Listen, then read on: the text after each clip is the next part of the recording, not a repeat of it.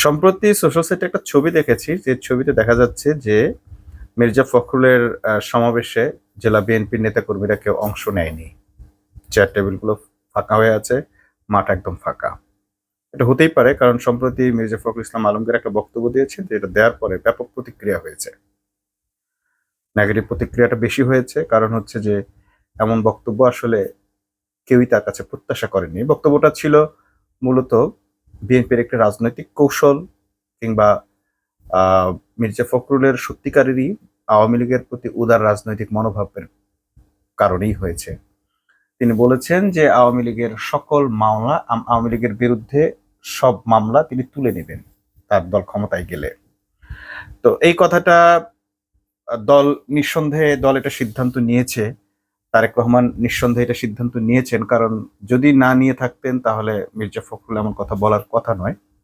এই কথাটা বলার পরে জনগণ এবং বাংলাদেশের সকল রাজনৈতিক দল, এনসিপি জামাত থেকে শুরু করে অন্যান্য সকল রাজনৈতিক দল এইটার নিন্দা জানিয়েছেন এবং এটার প্রতিক্রিয়া জানিয়েছেন।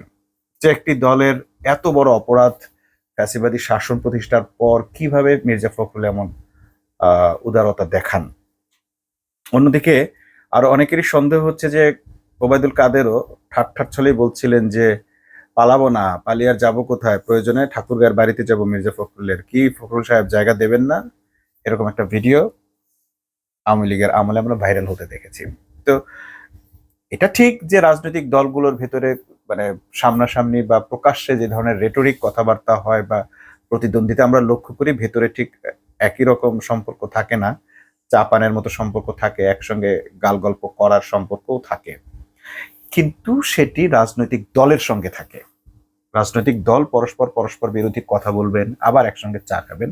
আমরা ক্যাম্পাস লাইফ থেকে এই ধরনের রাজনীতি দেখে আসছি ছাত্র সংগঠনগুলোর মধ্যে, যে দিনের বেলা তারা নানান ধরনের গরম গরম স্লোগান দিচ্ছেন, মিছিল করছেন, ধাওয়া পাল্টা ধাওয়াও করছেন, আবার রাতের বেলা তারা গলাগলি করে একসঙ্গে চাও খাচ্ছেন। কিন্তু এইটা শুধুমাত্র রাজনৈতিক দলের নিয়ম কানুন বা যে ধরনের শিষ্টাচার মেনটেন করে এইরকম রাজনৈতিক দলের ক্ষেত্রেই সম্ভব। কিন্তু কোনো সন্ত্রাসী সংগঠনকে আপনি রাজনৈতিক দল মনে করে তাদের সঙ্গে এই ধরনের উদার রাজনৈতিক শিষ্টাচার আপনি বজায় রাখতে পারেন না। বিএনপি, জামাত, আওয়ামী লীগ, এই তিনটা রাজনৈতিক দলের মধ্যে আওয়ামী লীগ গত 15 বছরে নিজেদেরকে সম্পূর্ণরূপে একটি সন্ত্রাসী সংগঠন, জঙ্গি সংগঠন, ফ্যাসিবাদী সংগঠন হিসেবে প্রমাণ করে দিয়েছে।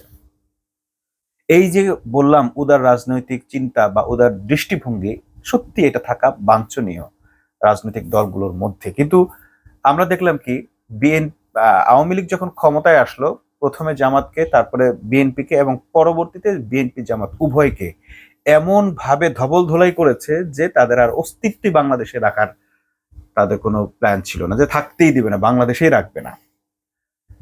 ইভেন শেখ হাসিনা তো ঘোষণাই দিয়েছেন যে জামাতের ইউনিয়ন পর্যায় থেকে জামাতকে উৎখাত করা হবে, ইউনিয়ন লিডারদেরকে পর্যন্ত তারা ধরে, ইউনিয়ন জামাতের লিডার, ইউনিয়ন শিবিরের লিডারদেরকেও তারা ধরে ধরে ক্রসফায়ার দিয়ে গুম করে হত্যা করে একেবারে পুরোপুরি নিশ্চিহ্ন করার মিশন নিয়েছিলেন। শুধু তাই না, পুলিশকে দায়িত্বই দেওয়া ছিল যে প্রতিদিন র্যাব, পুলিশ, আইন শৃঙ্খলা বাহিনীকে প্রতিদিন কে কয়জন জামাত শিবিরকে গ্রেপ্তার করতে পারে, প্রত্যেকটা গ্রেপ্তারের জন্য আবার বড় বড় অ্যামাউন্টও তাদের জন্য পুরস্কার ছিল। পুলিশও কিন্তু বেশ মজা করেছে, এনজয় করেছে এই সময়টা। মানে একজন জামাত অথবা শিবিরকে ধরতে পারলে সরকারের পক্ষ থেকে ধরেন মাত্র 50,000 টাকা সে পুরস্কার পাচ্ছে, বা কোটা থাকে, সে কোটা পূরণ করতে পারলে 10 জনের একটা কোটা বা 25 জনের বা 20 জনের একটা কোটা দিয়ে দিলে স্বরাষ্ট্র মন্ত্রণালয় থেকে, তারা এই কোটার পরিমাণ লোক যদি গ্রেপ্তার করতে পারে তাহলে 1 লাখ টাকা পাচ্ছে। আবার যাদেরকে গ্রেপ্তার করতেছে তাদের ভেতর থেকেও আবার 2, 4, 5 জনকে তারা ছেড়ে দিচ্ছে, সেটাও আবার একটা বড় অঙ্কের অ্যামাউন্টের বিনিময়ে ছেড়ে দিচ্ছে, সেখান থেকেও তাদের একটা কামাই হচ্ছে। সেখান থেকে আবার যাদেরকে আটকাচ্ছে তাদেরকেও আবার কাউকে রিমান্ডে দিচ্ছে, যদি রিমান্ড দেওয়া হয় তাহলে রিমান্ডে মারা হবে না এই শর্তে আবার তাদের কাছ থেকে টাকা নেওয়া হয়।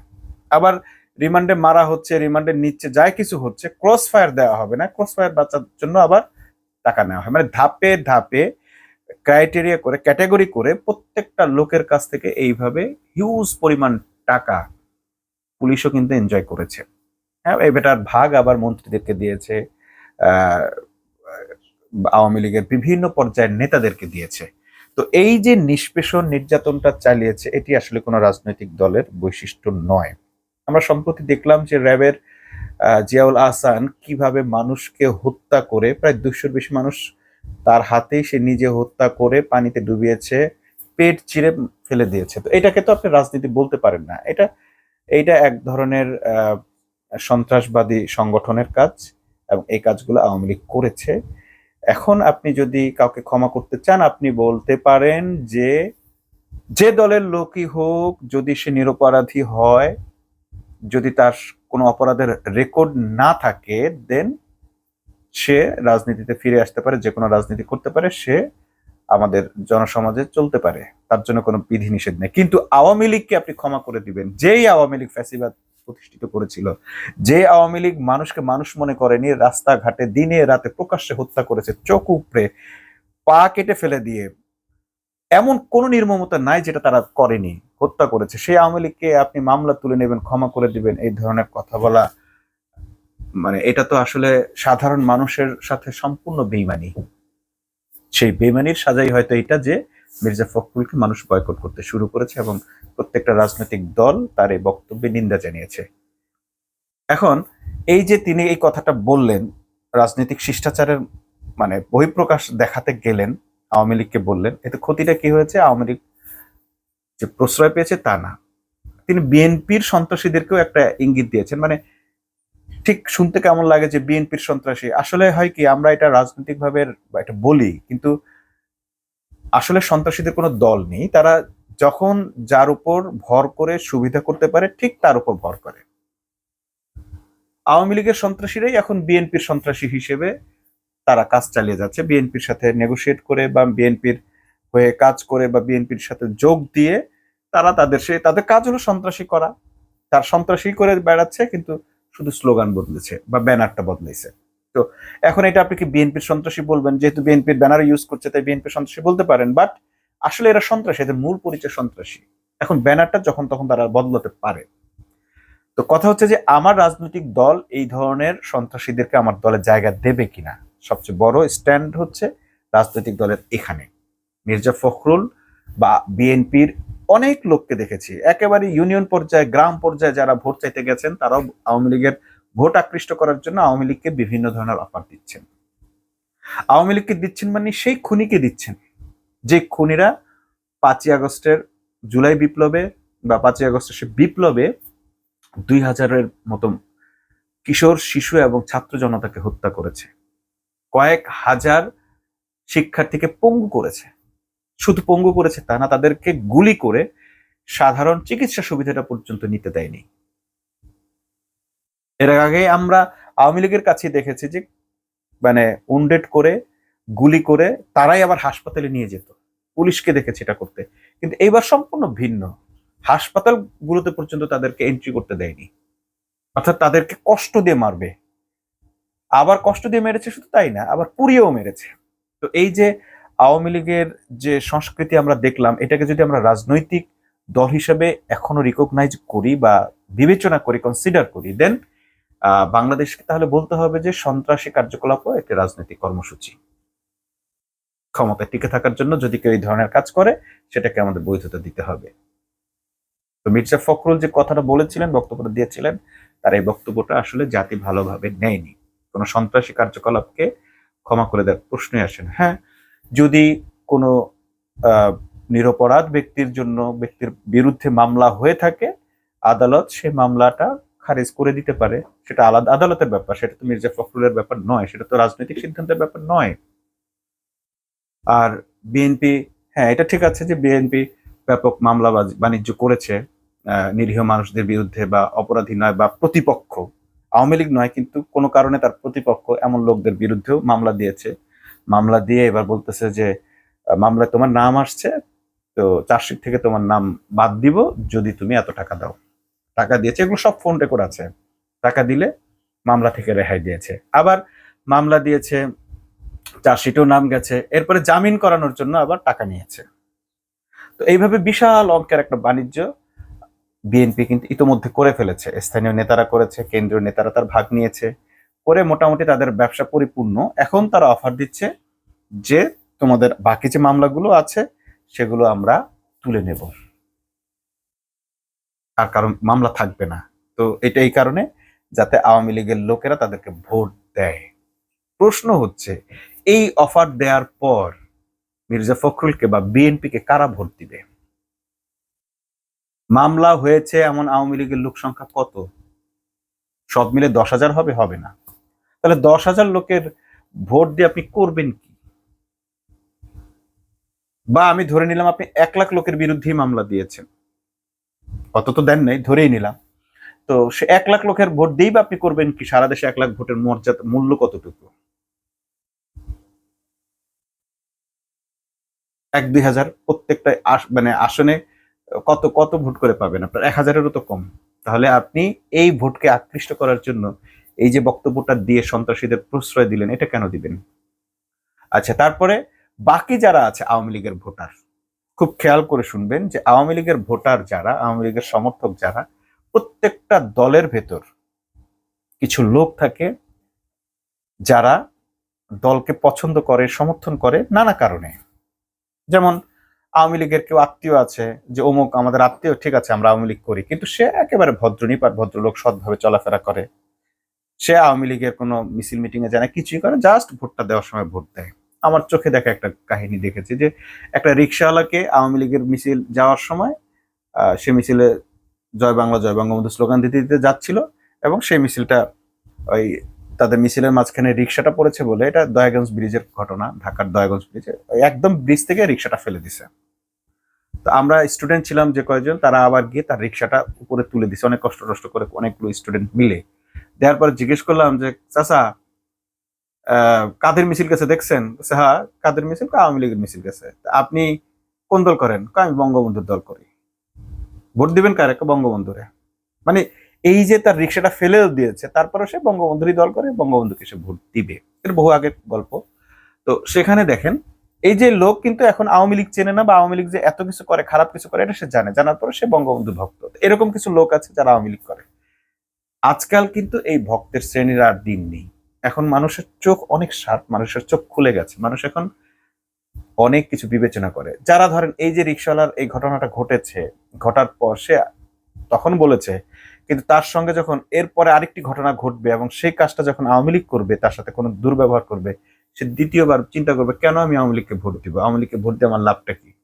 বঙ্গবন্ধু তার নাই, প্রেম প্রীতি ভালোবাসা তো বহুত আগে চলে গেছে। এইভাবে যখন সে ভিক্টিমাইজ হয়, ভিক্টিমাইজরা কখনো আর যার মাধ্যমে ভিকটিম হয় তাকে আর কখনো পছন্দ করে না, তাকে ভোটও দেয় না। এবার যে বিএনপি এত মানুষকে ভিকটিম করেছে চাঁদা তোলার মাধ্যমে, বহু মানুষ আমি আস্তে আস্তে পথে দেখেছি আমাকে বলতেছে যে ভাই একটু দোয়া করেন যাতে ইসলামী দলগুলো ক্ষমতায় আসে। কেন? বিএনপি চরম চাঁদাবাজি করতেছে। আওয়ামী লীগ আমলেও আমাদের এত চাঁদা দিতে হয় না, এখন যত চাঁদা দিতে হয়। যে লোকটা ভাড়া বাঁচানোর জন্য আমার সাথে শেয়ার করে রিক্সায় উঠেছে, সেই লোকটা বলতেছে যে 10 লক্ষ টাকা তাদেরকে দিতে হয়েছে চাঁদা, মাছের ব্যবসায়ী, মনপুরা থেকে আহ, ঢাকায় আসা যাওয়া করে, তার মাছের ব্যবসা আছে। এই যে মানুষগুলো, এক মহিলা, এক মেয়ে আগারগাঁও একটা ফুড কোর্ট করেছে, গার্মেন্টসের চাকরি টাকরি ছেড়ে ফুড কোর্ট বানিয়েছে, মোটামুটি তার বিজনেস কেবল রান করছে। এই সময় এসে বিএনপির লোকেরা এসে তার কাছ থেকে চাঁদা দাবি করেছে 10,200 টাকা করে প্রত্যেকটা দোকান থেকে দিতে হবে। মনে হয় যেন এটা সরকারি নথি, মানে কি বলে গেজেট পাস হয়ে গেছে যে 10,000 আবার 200 টাকা, মনে হচ্ছে সরকারি বিল কোনো, প্রত্যেক দোকান থেকে দিতে হবে। মামুবাড়ির আবদার, যেখানে দলের ভাইস চেয়ারম্যান বলতেছে যে মেয়েদের 5 ঘন্টা কর্মঘন্টা, 5 ঘন্টা যদি হয় কর্মঘন্টা, তাহলে তাদের বেতন কম দেওয়া হবে কিনা, মানে নারীদের ব্যাপারে খুব কনসাস আমরা দেখতে পাচ্ছি। অথচ একজন নারী তার পেট চালানোর জন্য, তার সংসার চালানোর জন্য ফুটপাতে একটা দোকান দিয়েছে, বা রাস্তায় একটা দোকান করেছে, ফুড কোর্ট করেছে, সরকার অনুমোদিত জায়গায় করেছে, তারপরও তাকে ওই এলাকার বিএনপির নেতাকে দিতে হবে 10,200 টাকা করে প্রত্যেক দোকানের জন্য। সে বলছে আমি কটা চেয়ার লাগাইতে পারতেছি না, চেয়ার দিতে পারতেছি না টাকার জন্য, আমি একটা কোন রকম একটা দোকান তৈরি করেছি, আর আমার উপর এসে এই ধরনের বার্ডেন চাপিয়ে দিয়েছে দলের লোকেরা। সে চিৎকার চেঁচামেচি করে একদম রাস্তায় সে কথাগুলো বলছে, আমরা সে ভিডিও দেখেছি। এই এই মেয়ে বা এই মহিলা অল্প বয়সী, ইনি কি কখনো বিএনপিকে ভোট দিবে? সে তো ভিকটিম, ভোট দিবে না। এক কৃষককে জিজ্ঞেস করা হচ্ছে যে তার কৃষকের সব ধান তুলে নিয়ে যাচ্ছে বিএনপির লোক। জিজ্ঞেস করলো আপনি কে? কয় আমি অমুক। আপনি এই ধান লাগাইছেন? না। সার আপনি দিছেন? না। আপনি কি সেচ করছেন? পানি দিছেন? না। তাহলে আপনি ধান নিতে আসছেন কেন? আমাকে অমুক পাঠিয়েছে, বিএনপির অমুক, বিএনপির অমুক, বিএনপির অমুক, সবার নাম বলতেছে। এটা ভোলার তজুমুদ্দিনের ঘটনা। তো এই যে বিএনপি মানুষের মানে ধানটা পর্যন্ত তুলে নিয়ে যাচ্ছে, ধান পুরালো, ধান ফুরালো, পান ফুরালো, খাজনা দেব কিসে, সেই বর্গীর দেশ চলে আসছে এখন বাংলাদেশে।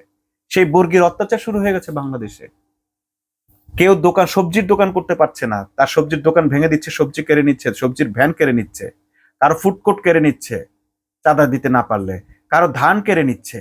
এইভাবে যে মানুষকে ভিক্টিমাইজ করা হচ্ছে, তো যারা করছে, যাদের নামে হচ্ছে, তাদেরকে কি মানুষ ভোট দেবে? দেবে না। আর আপনারা আশায় বসে আছেন আওয়ামী লীগের ভোট আকৃষ্ট করবেন, আওয়ামী লীগকে অফার দিয়ে। ওই আওয়ামী লীগের মধ্যেও একটা শ্রেণী আছে যারা আওয়ামী লীগ করে শুধুমাত্র মুখ রক্ষার্থে বা অতীতে করেছে তাই। কিছু লোক আছে একেবারে ফানাফিল্লা আওয়ামী লীগ করে, তারা পৃথিবী উল্টে গেল, আওয়ামী লীগ করবে, আওয়ামী লীগকে ভোট দিবে। এরকম পার্সেন্টেজ 5%-এর বেশি না। কেন 5% বললাম? আওয়ামী লীগ যখন নির্বাচন করেছে, একতরফা নির্বাচন, তখন আমরা দেখেছি 5%-এর বেশি ভোট আসলে ভোটাররা কেন্দ্রে যায় নাই। কারণ দরকার নাই তো। কিন্তু ওই যে 5% গেছে, তারাও গেছে ওইভাবেই গেছে যে না, এটা দিতেই হবে, মানে তাদের জজবার জন্য তারা গেছে। তো ওই যে আওয়ামী লীগের 43% ভোট, এগুলো ভুয়া, এগুলো কিচ্ছু না। কারো কোনো পকেট ভোট নেই জামাত ছাড়া, কারো কোনো নিজস্ব ভোট নেই জামাত ছাড়া। হ্যাঁ আছে, প্রত্যেকেরই 5-10% করে ভোট আছে, যেগুলো একদম নিজস্ব ভোট। কিন্তু জামাতের ভোট যা আছে একেবারে তাদেরটা হলো যে পকেট ভোট। তাদের এই ভোটাররা তাদের ইয়ানত দেয়, চাঁদা দেয়, তাদের টাকা পয়সা, মানে তাদের সুযোগ সুবিধা বা যাবতীয়, তারা নিয়মিত বৈঠকাদি করে, তারা তালিমে বসে, এভরিথিং। এরকম লোক আছে জামাতেরই। বাকিদের শুধুমাত্র ওই ভোটের সময় ভোট দেয় আর স্লোগান দেয়, নেতার পিছনে ব্যক্তিগত কিছু লোক থাকে, সেই লোক যদি নির্বাচনে দাঁড়ায় তাহলে তাদেরকে কিছু ভোট তারা দিতে আসে। অন্য রাজনৈতিক দলের আসলে আর কোনো সাংগঠনিক পদ পদবীর যে কয়জন ওই যে 100-200 যুগ্ম সম্পাদক দেখেন, এরকম লোক ছাড়া তাদের আর কোনো পকেট ভোট নেই, ফিক্সড ভোট নাই। যে যত বড় ধরনের ক্যালকুলেশন করেন সব ভুয়া। বিএনপির ভোট এত, আওয়ামী লীগের ভোট, এগুলোর একদম অর্থহীন। এগুলো সব ফ্লোটিং ভোট। গতবার দিয়েছে, এবার দিবে না। গত 15 বছর বহু ক্যালকুলেশন চেঞ্জ হয়ে গেছে। যে যতই আশা করেন কোনো লাভ নেই। শুধুমাত্র আপনারা যদি ভোট থাকে, আপনি গুনে দেখেন যে আপনার কমিটিতে যে কয়জন আছে, ওই কমিটির সঙ্গে 5 যোগ করবেন, আরো 5 জন, মানে কমিটির মেম্বার যারা আছে, পরিবারের মেম্বার যারা আছে, আত্মীয় স্বজন আছে, এরকম 5 জন করে, এই সামান্য কয়টা ভোটই শুধু আপনাদের পকেট ভোট। এছাড়া আপনাদের আর কোনো ভোট নাই, সেটা আওয়ামী লীগ বলেন, বিএনপি বলেন। অতএব এই ভোটকে আকৃষ্ট করে এমন কোন মিথ্যা প্রতিশ্রুতি দিবেন না, কিংবা এমন কোন ভুল প্রতিশ্রুতি আপনাদের দেওয়া উচিত নয়, যার জন্য বাংলাদেশের রাজনৈতিক পরিবেশ নষ্ট হয়ে পরিস্থিতি চেঞ্জ হয়। যারা খুন করেছে, হত্যা করেছে, যারা অপরাধী, এমন একটি অপরাধী দলকে আপনি ক্ষমা করে দেওয়ার কথা বলতে পারেন না। যার পরিণতি হচ্ছে আজকে আপনার সমাবেশে আমরা দেখছি লোক নেই। অপরাধীদেরকে আশ্রয় করে তাদের ভোট আকৃষ্ট করার জন্য আপনি তাদেরকে ক্ষমা করে দিবেন। যারা মানুষকে হত্যা করেছে, হত্যাকারীদের ক্ষমা করে দেওয়ার রাজনীতি যদি করেন, আপনি লোক পাবেন না, আপনি ভোট পাবেন না। আপনার উচিত নিজের ঘরের ভোটগুলো রক্ষা করা। জামাতকে হুমকি দেন, অমুককে এটা করবেন, তমুককে এটা করবেন, এই ধরনের সন্ত্রাসী আচরণের মানুষদেরকে মানুষ ভোট দেবে না। কারণ কারণ আপনি যখন জামাতকে হুমকি দিচ্ছেন, তখন ওই যে যে বিএনপি আপনার সমাবেশে এসছে, তার কোনো না কোনো আত্মীয় জামাত করে, সে তার খাতিরে বলবে না এই লোকের তো ভোট দেওয়া যাবে না, এ তো সন্ত্রাসী, আমার তো আত্মীয়তা বাঁচবে না, আমার তো ভাই বাঁচবে না, আমার খালু মারা যাবে একে যদি নির্বাচিত করি। সো নির্বাচনের আগে খুব হিসাব কিতাব করে কথা বলবেন। অপর দলকে যত বেশি আক্রমণ করে কথা বলবেন, তাদের উপর হামলা চলবে, বা ইতিমধ্যে আমরা দেখছি যে খুন খারাপিও হচ্ছে, এর পরিণতি কিন্তু ভয়াবহ হবে। আপনারা অনেকেই জানেন না যেটা, সেটা হচ্ছে প্রত্যেকটা ঘটনার রেকর্ড হচ্ছে। আপনাদেরকে বলে রাখি, প্রত্যেকটা ঘটনাই রেকর্ড হচ্ছে। যে যেখানে চাঁদাবাজি করছেন, খুন খারাপি করছেন, মারামারি করছেন, এর রেজাল্ট নির্বাচনের আগে আপনারা পাবেন। অতএব এত বাড়বেন না, এত বাড়াবাড়ি করবেন না। সুন্দরভাবে একটা নির্বাচন হতে দেন এবং জনগণের রায়ে একটা সরকার গঠন করতে দেন। বাংলাদেশের মানুষ অন্তত এতগুলো জীবনের বিনিময়ে কিছুদিন স্বস্তিতে থাকুক। সবার প্রতি আবেদন জানিয়ে আজকের মতো এখানে শেষ করছি। আল্লাহ হাফেজ।